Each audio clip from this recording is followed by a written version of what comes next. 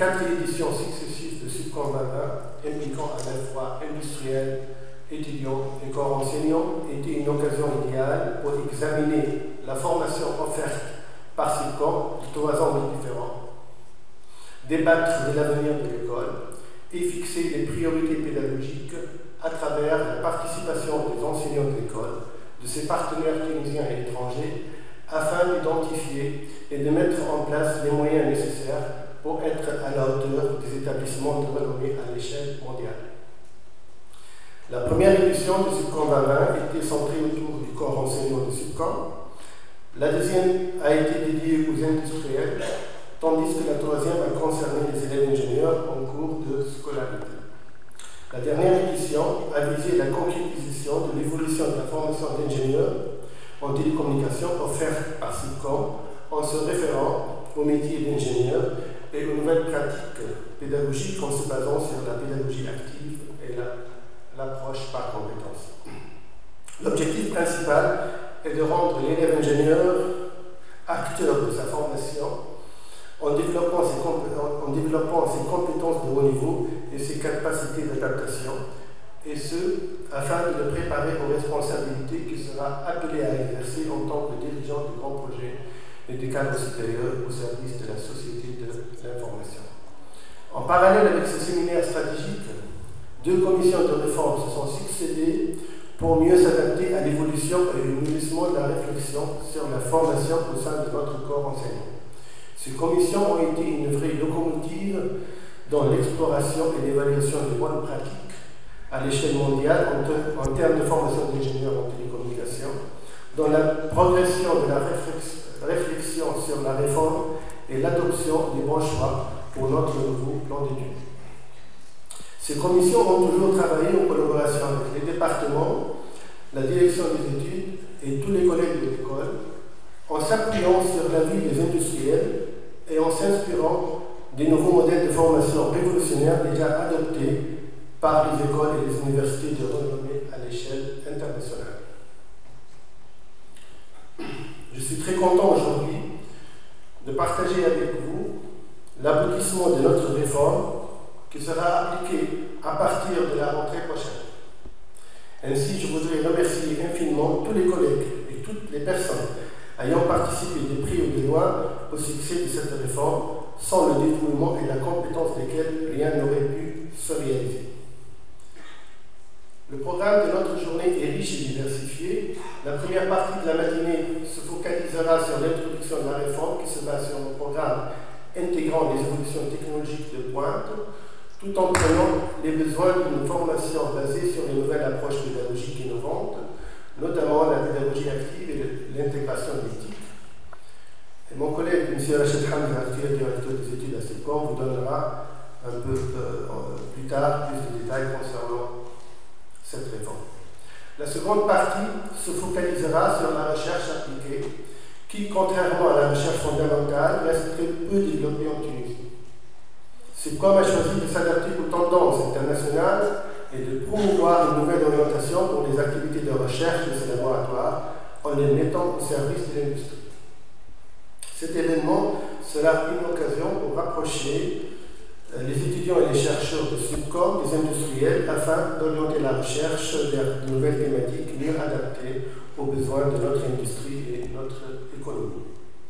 Une série de conférences et des tables rondes auront lieu aujourd'hui afin de débattre avec nos invités universitaires, industriels et intervenants du secteur d'éthique des meilleures orientations stratégiques. Ces orientations devraient non seulement garantir à Subcom un rayonnement au niveau national, continental et mondial, mais aussi lui permettre de s'adapter aux évolutions du marché du travail et de l'environnement socio-économique en Tunisie et dans le reste du monde. J'exprime mes vifs remerciements à tous nos partenaires et sponsors pour leur soutien et leur contribution à la réussite de cette manifestation. Merci à l'équipe d'organisation pour l'effort fourni. Merci aux entreprises d'être toujours fidèles à Subcom. Merci aux étudiants dont la présence en nombre fera le succès de cette journée. Merci à nos chers collègues et industriels pour leur présence et leur soutien. Merci à nos chers invités pour leur participation. Et pour finir, je vous souhaite tous une excellente journée. Merci.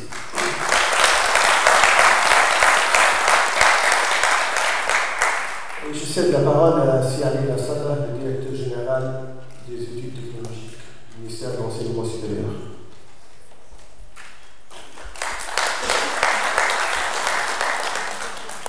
Bonjour tout le monde, messieurs, mesdames, chers invités, chers étudiants. C'est avec un grand plaisir que je participe aujourd'hui avec vous à la 4e édition du forum SIPCOM. En fait, SIPCOM, c'est une référence pour nous dans le domaine des télécommunications, en remplaçant M. le ministre de l'Enseignement supérieur, le professeur Chiapouden. En fait, la réforme du SIPCOM, effectivement, a démarré depuis 3 ans, comme ça. Et c'est presque en parallèle avec la réforme lancée par le ministère de l'Enseignement supérieur. Donc, vous savez tous que le ministère de l'Enseignement supérieur a démarré donc, une réforme depuis 2011. Il y a des commissions qui travaillent sur cette réforme. Et dernièrement, donc, avant même le mouvement des étudiants de l'année dernière, nous avons donc pensé ou lancé aussi la réforme des études d'ingénieurs. Il s'agit donc de la réforme des études préparatoires, surtout donc, la France a démarré depuis 2 ans la réforme des études préparatoires et cette année c'est la première année ou le premier concours français avec le nouveau programme.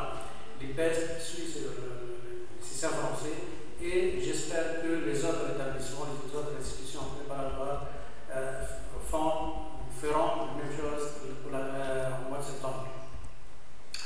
En fait, il s'agit de faire la réforme donc, au niveau donc, programme, mais au niveau aussi méthodologique, méthode pédagogique et aussi même l'esprit de la formation.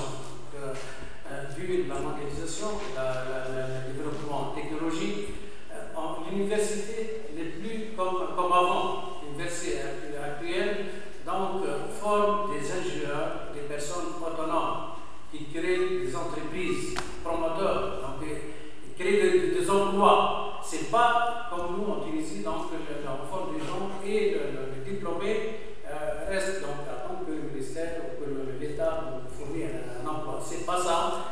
Il faut changer d'esprit, il faut donc former des ingénieurs autonomes qui créent des startups. Et dans ce sens, l'année dernière, on était aux États-Unis, donc on a visité MIT, le professeur Mounir et les frères étaient avec nous dans la délégation formée par 10 personnes. Et nous avons vu comment les Américains, les MIT ou Berkeley ou d'autres universités forment les étudiants. Donc ce qu'on espère, c'est former des étudiants qui sont capables de créer l'emploi, de lancer des entreprises. C'est ça ce qu'on cherche. L'économie aux États-Unis, c'est basé sur les petites et les moyennes entreprises. Donc, c'est ça ce qu'il faut faire en Tunisie. Et dans ce sens, la JET, d'ailleurs, SIPCOM, s'est impliqué dans le projet Intilab. Et la JET a signé dernièrement donc, une convention cadre avec Origo, Intilab. Il y a aussi Microsoft qui est impliqué, Siemens, pas mal de sociétés, et qui sont prêts à nous aider.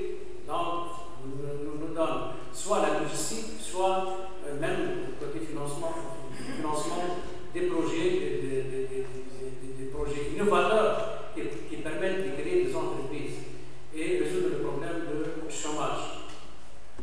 Donc voilà l'orientation du ministère. Donc,